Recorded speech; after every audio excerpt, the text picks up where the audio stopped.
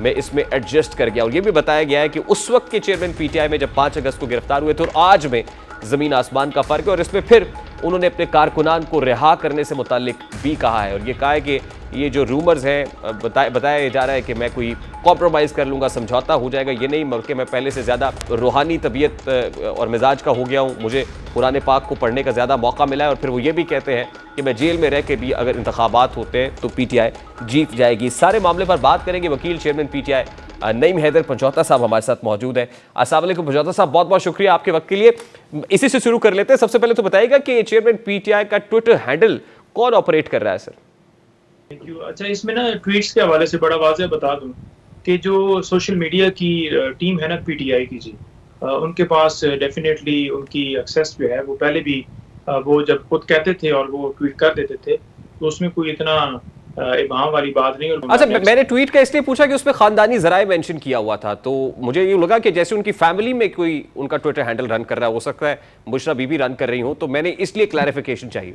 नहीं, वो नहीं हैंडल, नहीं वो नहीं करेगा।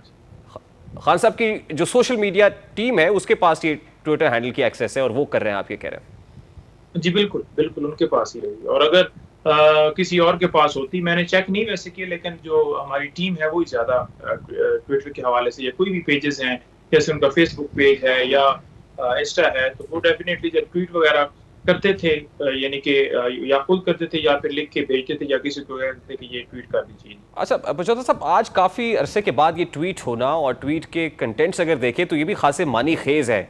ये क्या मैसेज दिया है उन्होंने इसमें और किसके लिए पैगाम है? गुजारिश ये है कि मेरी मुलाकातें हुई हैं 6 से 7 इमरान खान साहब से, पहले अटक जेल में होती रही हैं, अडयाला जेल में भी हुई हैं, और किसी जगह के ऊपर मैं इसकी खुद क्योंकि गवाह हूँ और मैं उनसे पूछता भी रहा हूँ कि डील्स के हवाले से या बाकी चीज़ें, क्योंकि आप इस हवाले से मुझसे पूछ रहे हैं तो चलो मैं बता रहा हूँ।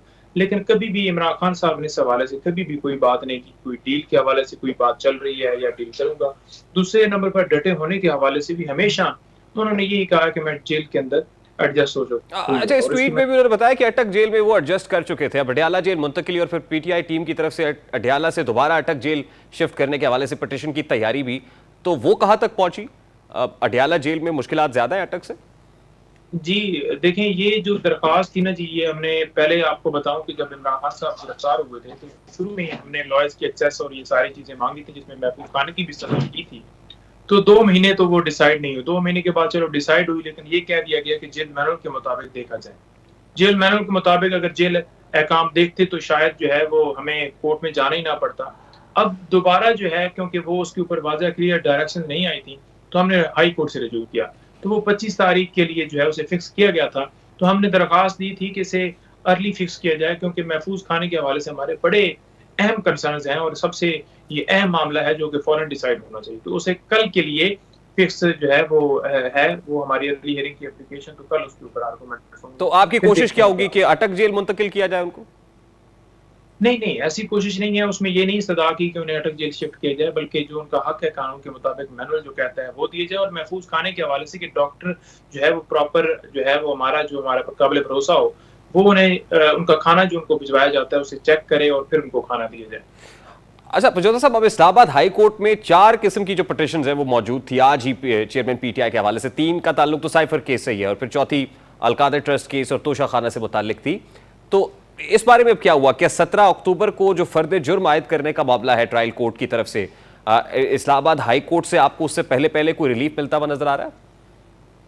देखिए जी, जो ट्रायल चलाया जा रहा है ना जी, वो इस वक्त बहुत ज्यादा स्पीड के साथ चलाया जा रहा है। मिसाल के तौर पर रूटीन में ये होता है कि अगर चालान जमा जो है वो एफआईआर दर्ज हुई, बेल वगैरह के लिए लोग अप्लाई करते हैं और बेल हुई नहीं हुई, लेकिन चालान के लिए एक जो प्रैक्टिस है रूटीन में, वो 6 महीने साल लग जाते हैं। फौरन चालान भी जमा हो गया। 5 तारीख को इमरान खान तोशाखाना केस में गिरफ्तार हुए थे और जो है वो 15 तारीख को इमरान खान साहब की इस साइफर केस के अंदर गिरफ्तारी डाली गई और 15 तारीख को एफआईआर भी हुई थी। तो आप देख लें कि कितने कम ड्यूरेशन के अंदर चालान जमा हो गया। और उसके बाद बेल वाला मामला भी पेंडिंग है। बेल पहले नीचे नहीं डिसाइड की जाती, लटकाया जाता है मामला, जैसा आपकी छुट्टी की मद में। तो ये मोरलेस वैसा ही मामला नहीं है जैसे तोशा खाना का ट्रायल चल रहा था और दूसरी तरफ आप इस्लामाबाद हाई कोर्ट से रिलीफ मांग रहे थे, तो इस केस में भी मोरलेस वैसा ही मामला होता हुआ नजर आ रहा है? बिल्कुल, बिल्कुल आपने एग्ज़ैक्ट पॉइंट किया है इसके ऊपर। देख लें कि हमारी दरख़्वास्तें जो हैं वो इस हवाले से पेंडिंग्स हैं इस्लामाबाद हाई कोर्ट में, जैसा कि क्वैशमेंट वाला मामला हो, किस मुकदमे को ख़ारिज किया जाए, बेल वाला मामला हो। और फिर हमने ये कहा हुआ है कि जो इस्तदा की हुई है, जो जेल ट्रायल किया जा रहा है, जो जेल के अंदर अदालत शिफ्ट की गई है, उसको वो नोटिफ़िकेशन जो है कलअदम करार देने के लिए हमने रुजू किया हुआ है, और उसके अंदर ये भी कहा हुआ है कि ओपन ट्रायल होना चाहिए, यानी कि कैमरा प्रोसीडिंग्स नहीं होनी चाहिए, और जज साहब ये समाअत नहीं कर सकते, ये अदालत जो है, इसके ऊपर भी हमने किया हुआ है। लेकिन वो तीनों फैसले 25 तारीख से महफूज़ हैं और वो सुनाए नहीं जा रहे। और अगर फर्द जुर्म आयद हो जाती है, स्पीडी ट्रायल जैसे चल रहा है, तो फिर क्या समझे 14 साल की कैद पक्की है साइफर केस में?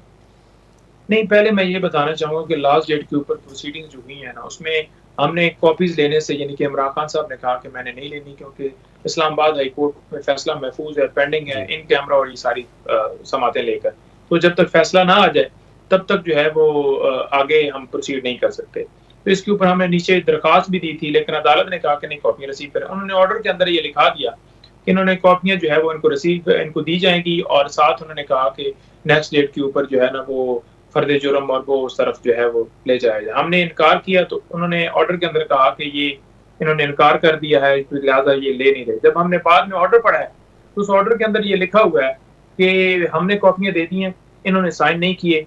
अगली डेट के ऊपर अगर इन्होंने जो है वो साइन करने से इनकार भी किया, तो तसव्वुर किया जाएगा कि इन्होंने साइन कर दी, यानी कि इन्होंने कॉपियाँ ले ली। तो ज़बरदस्ती नहीं कि अदालत जो है वो कैसे कॉपियाँ हमें दे सकती है। अदालत के अंदर भी हमने ये देखा कि जज साहब बड़ा गुस्सा होते थे, कभी खड़े होते थे, कभी बैठते थे, और कहते थे कि आपने हर सूरत कॉपियाँ वसूल करनी है। हालाँकि कोई ऐसी जो है रिस्ट्रिक्शन नहीं है, कोई ऐसी बाइंडिंग नहीं है कि वो हमें मजबूर करते हैं कि हम कॉपियाँ लें। बहुत बहुत शुक्रिया पंजोता साहब आपके वक्त के लिए। नईम हैदर पंजोता हमारे साथ मौजूद थे। गुफ्तगू से यही लग रहा है कि चेयरमैन पीटीआई की लीगल टीम भी इस हवाले से उम्मीद हारी बैठी है कि इस्लामाबाद हाई कोर्ट से उनको कोई रिलीफ नहीं, और जिस स्पीडी अंदाज में ट्रायल हो रहा है, तो उसमें चेयरमैन पीटीआई को 14 साल की कैद तो साइफर केस में नविश्ता दीवार ही दिखाई देती है, क्योंकि वो इसका तकाबली जायजा भी तोशा खाना केस से ही ले रहे हैं कि जहां ट्रायल जारी था और दूसरी तरफ इस्लामाबाद हाई कोर्ट से रिलीफ लेने की कोशिश कर रहे थे, लेकिन ट्रायल कोर्ट ने फैसला सुना दिया था। ब्रेक लेंगे और ब्रेक के बाद जब वापस आएंगे, इसराइल फलस्तीन कॉन्फ्लिक्ट के अंदर अब इसराइली वज़ीर आज़म बेंजामिन नेतन्याहू भी खासे मुश्किल में दिखाई दे रहे हैं, क्योंकि खुद इसराइली अपने ही वज़ीर आज़म के खिलाफ सरापा एहतजाज है। ये क्या मामला है, बताएंगे इस ब्रेक के बाद। हमारे साथ रहिएगा।